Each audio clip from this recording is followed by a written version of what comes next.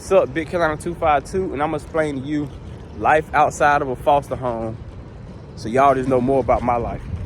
So I've been seeing a lot of youngin' Ace and Brick Baby shit calm down. It ain't as bad as it used to be, or it ain't bad as it was a couple weeks ago. And thankfully, a lot of my name just started to fall out the way of that bullshit. And I appreciate that. But I see inside the comments, a lot of people like, yo, they just wonder what my character traits is based off how I try to like maneuver the situation and get them boys to stop beefing. Like, a lot of niggas calling me a bitch. I'm weak, I'm scary. Some people like, bro, you know what? I understand what he's doing. He on the peacetime. And I just feel like a lot of people inside the world, they don't got confused. It's just a lot of people that want attention and they want to be recognized without the work.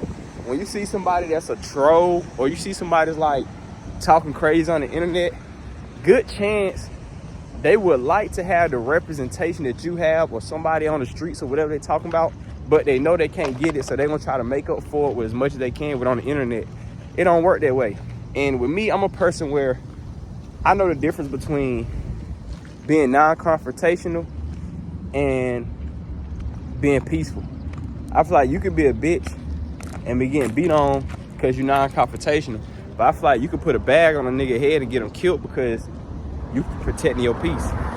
You know what I'm saying? So I feel like it's a big difference in between those two things. You know what I'm saying? Not saying I'm either one of them. I'm just speaking from experience. But even outside of that, I feel like it's more to the point where a lot of people don't be understanding that if you'd have been in situations where your mistakes can cause the worst for everybody else, then you just know better when it comes down to like being in a situation where a lot of people have to suffer for you. So I'm saying that to say, like, just being a foster child, I done lived in a situation where if my foster brother tripped, the whole house get punished for it. So I'm a type nigga, if I can't put myself on the front line to end the shit or get over and done with, you know what I'm saying, I really just ain't interested. And just looking at how shit going, it just made me start thinking like, bruh, I feel like a lot of these people don't know you, or they don't know what you done been through, or what your past, what your life is. So they gonna troll you.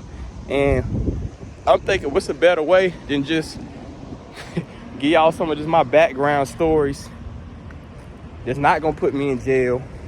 That's not like me trying to brag about no street shit or nothing, but just let y'all know a little bit on my life. So I can say I was in the foster home from about 6 or 7, cleaned up till I was 18. I lived in maybe 1, 2, 3, 4. I'd have probably went about maybe 5 or 6 different like foster homes as far as like moving around, maybe 5 or 6.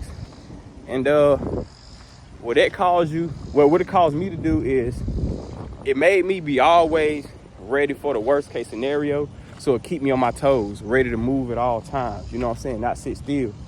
And a lot of that is the reason why I'm Big Carolina. I lived all around North Carolina and I never sat still. I get the fuck up and leave today. I live downtown Durham, but if y'all look inside my apartment, you see no picture frames. You don't see no pictures.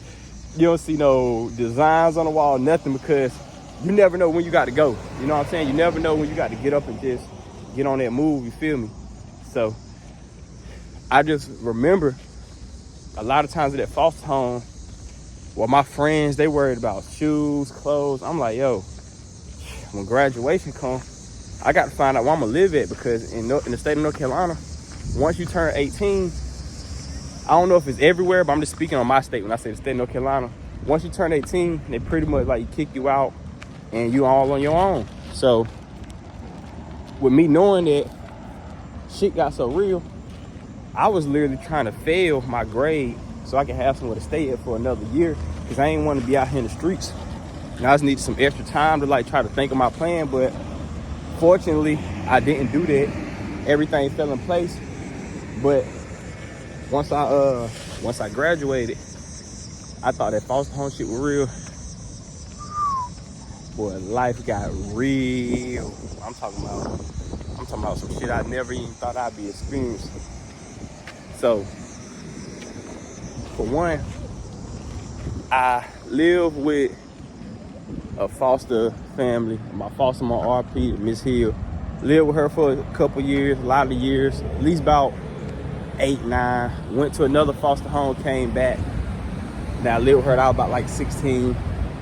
I moved with her daughter when I was about 16. Like, she just, the state gonna let you do what you want to do. Like, live with her daughter even though I was in foster home. And her daughter was like more lenient with free time and having space. But I could say on the financial standpoint, she wasn't as responsible. Like, I'm gonna be honest, and it's neither one of their fault. Like, my foster mom, she came up from an old time in North Carolina where the area she was at so rural that even when she was growing up as a teenager, they still was doing cotton work, like working the fields. So, not saying they don't do that now, but it was way more heavier then. So like, I can't blame her with how she get her money or how like she thought her hustles was. It could have been foster kids or like to get her bread up, but at the same time, just the way how she was managing it, she could have did better. So living with her daughter, it wasn't too much better to where financially shit was bad. And going through personal shit, relationship shit, self-esteem, confidence, all, just everything that we go through, you ain't gonna have the best for the kids at all times. But they just know to make up no excuse, but my foster sister used to be like, I can't wait for you to graduate to get the fuck out of my house. Like, she used to say that like so clearly to me, like, I can't wait for you to graduate to get the fuck out of my house. And I had a foster cousin, I say, well, her son, my foster nephew, we was in the same grade, and he'll just get all the praise in the world, just, you know what I'm saying, I can't wait, you graduate, and you go live your life, and you go do this, and you go to this college, you go play sports. So it put that pressure on me, like, man, when I get out, this shit gonna be hard. Like, this shit gonna be hard. I ain't got nobody trying to back me up. I can't stay here. So, crazy shit. This where it comes time for me to graduate. Graduation come. Well, before graduation come, I ended up going to summer school because I didn't do so good on like some type of test. I was never good on school. Never that good. After 4th grade, when like the foster home shit got too real, I stopped caring about school and started caring more like real life situations. So shit getting bad. I'm doing just enough. My boy Jalen Hyman helped me get out of high school. He helped me with my final exam and helped me get out. So once we get that test out the way in the summer school, social service look out for me. They give me like $800 card. They gave me like an $800 Walmart card, like an $800 credit card, so I can spend money and shit. Just like your last time, like, here go an opportunity. Me being an 18-year-old kid, I fucked it up. Bought designer clothes. That nigga bought a belt, Gucci belt. Bought a whole bunch of bullshit. And not thinking, like, I'm knowing what I know now, it worked out for a good reason, because in the area I was living in, it made people attract to me, and then once they seen me and got to talking, they seen I wasn't no bad guy. So it kind of helped me. It kind of made me lit, I ain't gonna lie. But I graduate, and the area I end up going to is Rocky Mount, North Carolina.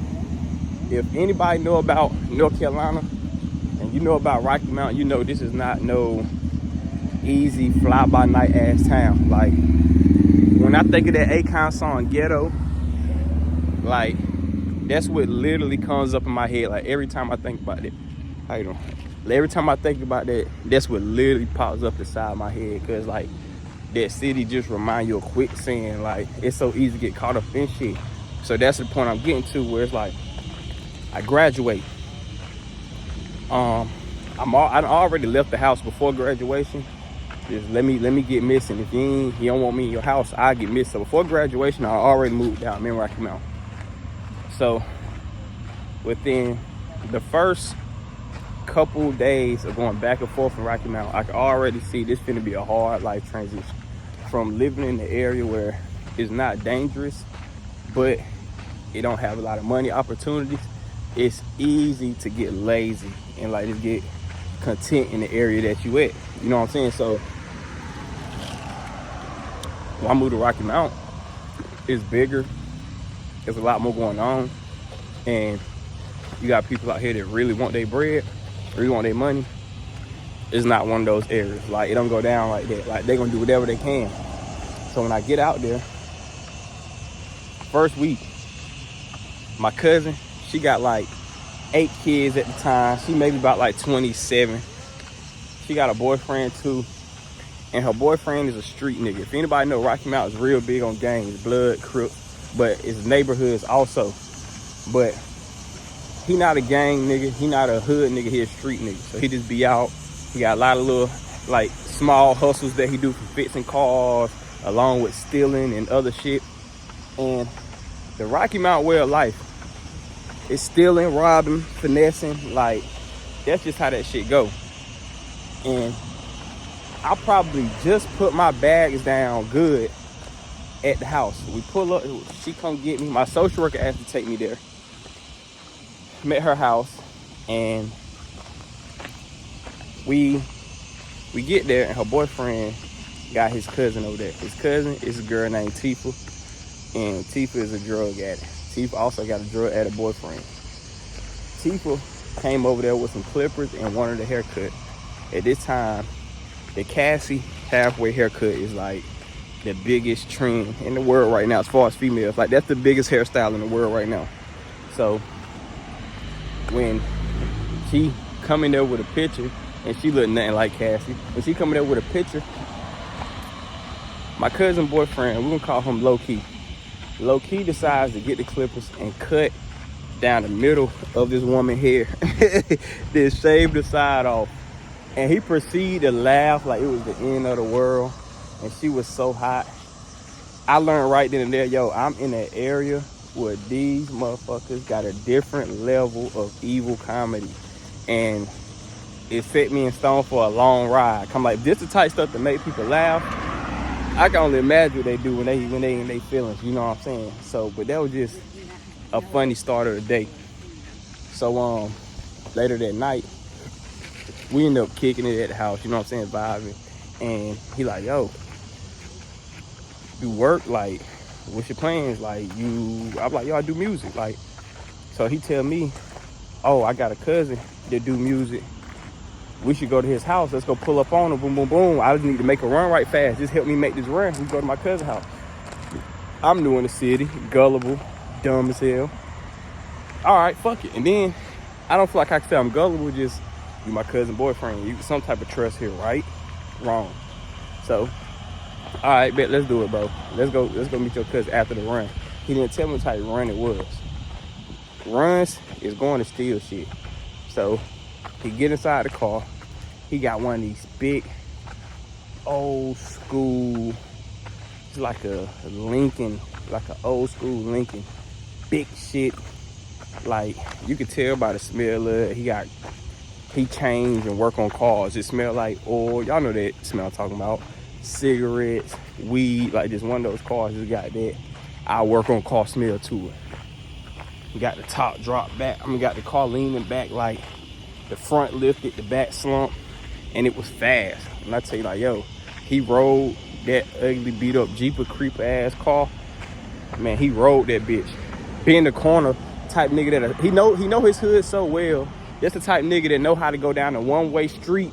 Know how to go down a one-way street, bend a left and a right, and be back on the area he need to come from. He one of those guys. So with him knowing his area so good, we inside the car, he floating that bitch. You ever been in the car with somebody driving so stupid, you curling your toes up and shit? Like it's a brake on your side of the car? I'm over there on that type of time. And he explained to him, like, yeah, you know, about to go out here, snatch up these little car batteries right fast, snatch up this catalytic converter. And I'm like, I don't know what the fuck that is. I know what some car batteries is, but what do you mean snatch up car batteries? We pull up to somebody's house, and it's the other group of guys that's working on cars. While they working on the cars, side of y'all, beat up cars, messed up cars, so y'all, there's about 5 guys out there. He walk up to this one fat dude, I guess he the person at the house we at. Yo, what's up? What you got going on? Boom, boom, boom. He like, yo, man, I need you to check out my car. It's been leaking bad, and I don't know why. And it started to smell like boiled eggs.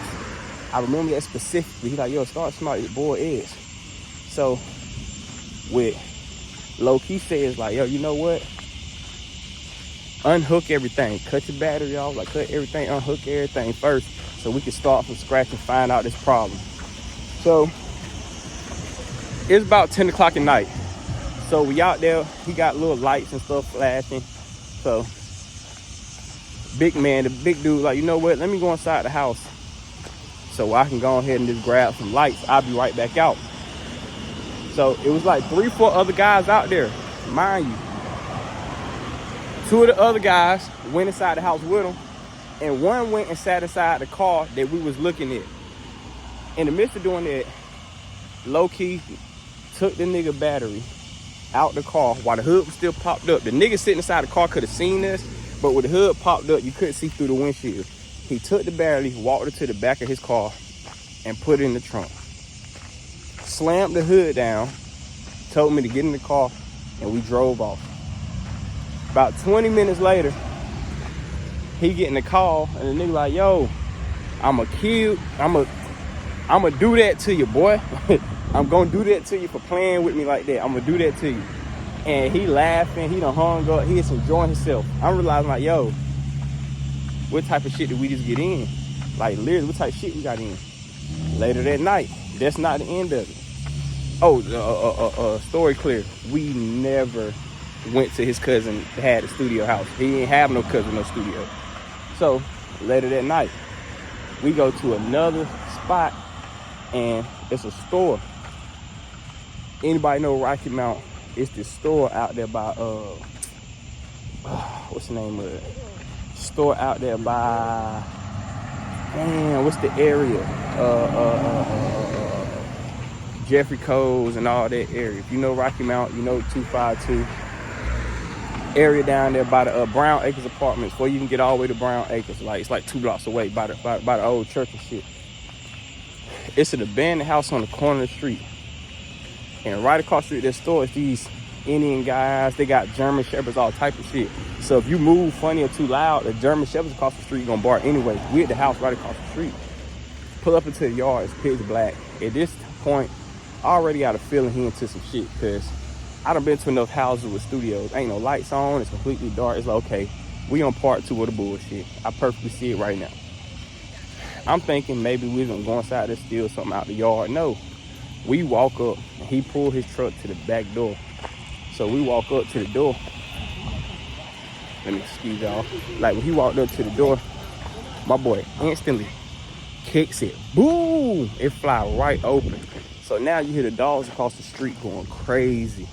So what he proceeded to do, we looking through there, and he was letting me know, like, I helped them move earlier.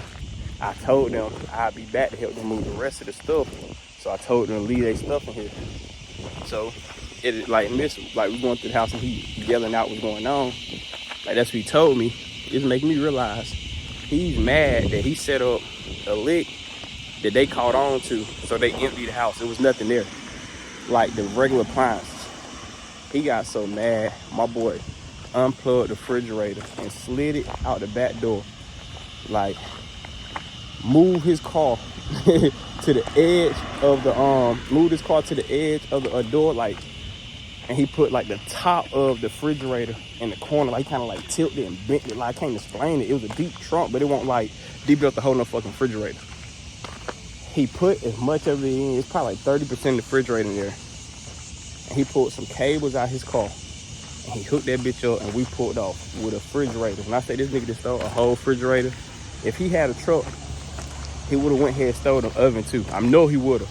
So off rip, it's like, bro, I'm accessory to 2 crimes. This like 11 years ago. This literally like 11 years ago. But now I'm accessory to 2 crimes in one night, and I ain't even been here for 24 hours. Like, bro, it just opened my eyes on how real shit could get. So then we had another incident where when he dropped me off at the house, you know, everything cool. A couple days go by. Once I realized the type time he on, I'm like, let me stay out this nigga way, because he gonna have me locked up in jail. So I'm moving around trying to find my own group of friends who want no better, because now I run into the Crips. The Crips was cool. They were very cool. But the thing about the Crips is, them boys will get you out of here. They will get you gone for business, for whatever their reasons is. Them boys in the city will get you gone from here. But if they rock with you, they definitely rock with you. They gonna show you they rock with you. So I ain't never have no issues with them. But I've seen times where people had issues and then it don't end so good. So I ended up meeting them inside the neighborhood I live in. Like I said, dressing flashy. So when I got my check from school, when I graduated, I bought the new German Scott Adidas, the USA ones. The USA ones, one shoe is red and white with stripes, the other one's blue with the stars. And I got the American flag shirt, and I moved there like late June, so I had the outfit waiting for 4th of July, waiting to put that bitch on. So I'm stunting. And the niggas like, who is that? Boom, the females like it too. So we have little kickbacks in the hood and shit. Niggas know what's going on. So when everybody outside vibing, of course I'm outside too and I'm looking like it. So I feel like they ultimately approached me to see was I worth like the robbery or like worth the problems that come along with being new in the hood. But once they seen I was a cool dude and I had like respectable people in my family, it was like, all right, we can rock with them, but we gonna low-key fuck with them. Like, we'll fuck with them and kick it. We'll borrow some clothes sometimes and shit. You know what I'm saying? I told them I make music, so I'll be out there freestyling. I'm knowing these niggas don't rap, but I'm gonna find a nigga in the group like, bro, you should rap. Man, come to the studio. Now I put them under my wing and force niggas to make music just to show a different lifestyle. Like, you know what I'm saying? Like, let me just show you, like, yo, he might not rap, but he probably can. And it got to the fact to where they start trusting me enough that I'm the rap dude. They know when it comes to shooting and come to doing all the crazy stuff, I ain't doing none of that. Same person I am now, how I joke my way out of the situation, I joke my way out then. Like, look, no, I'll let y'all keep that. But they going on moves where it's no longer the little B&Es where you just break inside people's house and stealing little shit. No, it's if it's somebody in there, we gonna get them while we in there. So now it's going from that to home invasion. Luckily, when it got to those situations, I never was in one. But I remember specifically, we went to a house in the neighborhood called Hillsdale. And we in the back of Hillsdale. I don't know the street for sure. I do know the street for sure, but I ain't gonna say it. Like, and we about 5-6 deep. I'm gonna say it's, let me make up some names. It's Lil Man. It's Big 3. Not set it off. It's I'm gonna give a nigga name. His name is Big 3. It's Lil 3, and it's JJ. It's JJ. Man, Big 3, Lil 3, and JJ. Man is the one I'm coolest with. Like, I know him. He met me. He introduced me to everybody else. JJ is the one we talk the most about, like getting money together about what I do. Cause JJ was a little closer to my age. The other ones, they was like a little bit older than me. So me and JJ was the youngest. We both like 18. And he knew I needed computers and shit to do my music. So that was his way. Like, hey, man, you come with us. I'll let them know. Computers, any technology, anything like that, that's yours. Like, that's all you. TVs, safes, money, weed, whatever, guns, that's us. And it was a clear understanding like that. Like, I won't step on theirs, they won't step on mine, but if I'm at least be around, I got to have my hands in on something that's going on. So basically it's like, we know you're not around just to be around. You know what I'm saying? Like, you got to have some type of part in what's going on. And we broke inside the house. And the front door was already like slightly broke to where if you just kicked that bitch hard enough or you knocked it hard enough, it was gonna come open. But the screen door had a glass in it that was like a hole in it. So you just reach through the screen door and you push the door hard enough, it was coming open. So did that, and man go through there. When we get inside the house, it's one of those houses where as soon as you walk through the door, the living room is set up, the kitchen on the other side, you go in the back room, that's where all the rooms are. So it's like 2 rooms, hallway, and at the end of the hallway was the bathroom. So you can look straight from the front door to the back far part of the house and see the bathroom. Then through the kitchen on the side was a side door where was a exit at. So front door, side door. And we come straight in and they run in like they scoped it out. These boys very strategic. So it's like, look, let me run to the back. Man, he up there with me. Big 3, Lil 3, they run to the back. JJ run to the back. So they ramaging everything. Man must already knew it was that because he put me on to the computer. He like, yo, over there behind the TV, there's a laptop over there. There's some speakers over there. So he already put me in the loop right then and there and grabbed my stuff from there. I immediately stopped looking. I'm like, nah, I don't need nothing else. Like, this is all I want. Like, whatever they get, what they get. Them boys came out with 2 big rifles. When I say big rifle, it was an old one. Like, you could clearly tell, like, this was an old gun. Then it was like a very big, black, shiny type of, with them guns, you don't know if it's metal, plastic, but it was a big ass gun. And like a lot of little mini guns. It was like a half an ounce of some weed, like a half an ounce of some goddamn, some heroin, like some shit. Like, them boys came out with some shit, couple thousand. And I always was satisfied because, hey, I got my computer and shit, and y'all boys know I ain't being greedy. But it instantly blew up to where now everybody and everybody mama see this shit all over this website called Jailbird with Fighting Crime. It's like this website called it wasn't Fighting Crime at the time. It was some website along the lines like that, where if anything go on Facebook in the local city, they're reporting. And they was basically reporting on the incident, how it went down, and the local news station had caught on to it. So once the local news caught on to it, it started to spread like, yo, the breaking and enterings is going up and it's going crazy. A lot of people getting hurt. Then a lot of people start getting killed in these breaking and enters. A lot of people start getting shot up, hit up. So it became a point of me where I'm like, you know what? I should probably stay inside the house. Like, with hitting licks with them, I probably hit about 6 or 7 licks with them. Different people I done did. I can't even count how many licks I done did, but definitely about 6 or 7 with them. To the fact that just sometimes you might get something, sometimes you don't. Y'all know how that shit go. To where I got my equipment up, everything I needed, I gave it up. Like, I stopped coming out, I stopped coming around. Like, I just stayed out the way, because at this point I'm like, bro, it's nothing else that I really need. And I slowly but surely, like in the next year, moved to Greenville after I seen Man get shot in front of me. After I seen Man get shot, it took me like 2 weeks. Then I said I was gone, but that's another story. But that's just to let you know, part of the levels of being in a foster home and having to adapt to a new life. Like, it's not like I wanted to be a part of this lifestyle. It's when you in a certain living situation and it's all you have. When I was in the foster home and the rules was go to school, come back, don't go outside, don't do this or that. That's what I did. But now I'm in a situation where the rules is don't come back inside the house unless you got some money, unless you got something worth some value. Now it just adapted me to a more lifestyle to where, look, if y'all willing to take care of me after the fact of me being homeless and I'm a child, I'm gonna show you undeniable loyalty. Like, foster kids is some of the most grimy but some of the most loyal people. And that's why I can rock with the gangsters and rock with the killers, because I understand I'm more evil than you.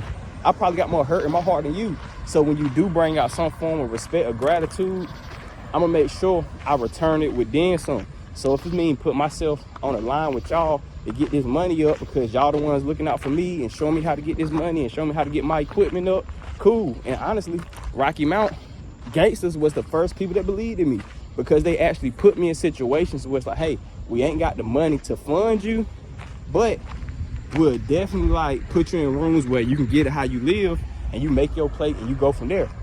So when I look at the internet comments and I'm looking at a lot of stuff, people talking down, and I'm going through y'all pages, looking at the profile pictures, I'm like, man, these motherfuckers ain't never sat in no back seat.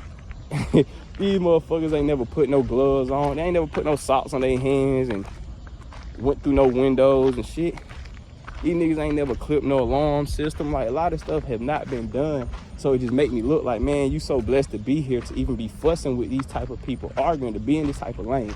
So the fact of getting money and risking my life as a youth in Rocky Mount to fussing about stopping the violence with people that don't live here, I done came a long way. But that's just part of the story to let y'all know what's going on. But let me know y'all want to hear about how Man got shot in front of you. That's part 2. Like, comment, subscribe. Let's go.